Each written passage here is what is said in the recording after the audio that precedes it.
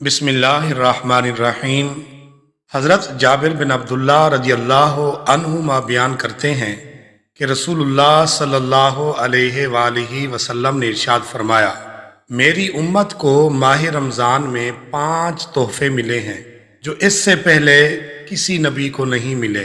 پہلا یہ کہ جب رمضان کی پہلی رات ہوتی ہے تو اللہ تعالیٰ ان کی طرف نظر التفات فرماتا ہے، اور جس پر اس کی نظر رحمت پڑ جائے اسے کبھی عذاب نہیں دے گا۔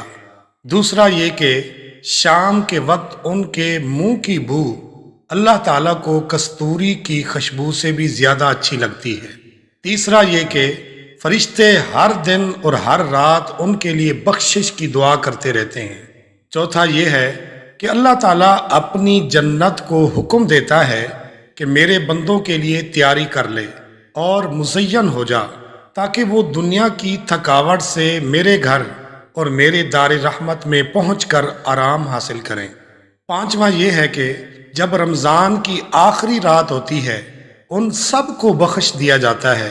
ایک صحابی نے عرض کی، کیا یہ شب قدر ہے؟